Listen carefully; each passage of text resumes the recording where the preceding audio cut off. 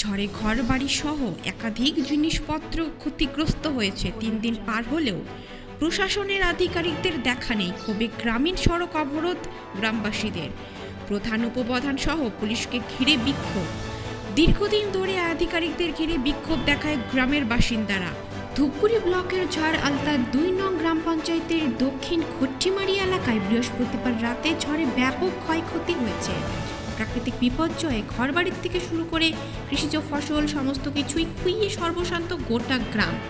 3 দিন কেটে গিয়েও স্থানীয় পঞ্চায়েত থেকে শুরু করে প্রধান উপপ্রধান এমনকি কোনো ব্লক নেতা এসে খোঁজ নেয়নি ক্ষতিগ্রস্ত পরিবারগুলির। এত আলু কচু ঘর বাড়ি নষ্ট হয়ে গেছে, একটা আমরা লক্ষ্য করে না প্রধান পঞ্চায়েত।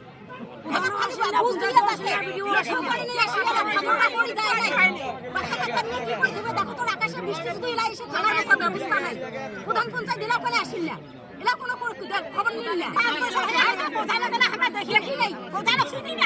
অভিযোগ, একাধিকবার প্রধান ও উপপ্রধান সহ স্থানীয় নেতাদের কাছে সাহায্যের আবেদন জানালেও সাহায্য মেলেনি।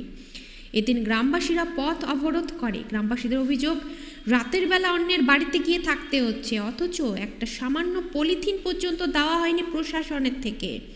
দীর্ঘ সময় ধরে বিক্ষোভ চলার পর দ্রুত সাহায্যের আশ্বাস দিলে অবরোধ তুলে নেয় গ্রামবাসীরা। জানা গিয়েছে ব্লক প্রশাসনের থেকে এলাকা পরিদর্শন হয়েছে, ক্ষতিগ্রস্ত পরিবারগুলিকে সাহায্য করা হবে।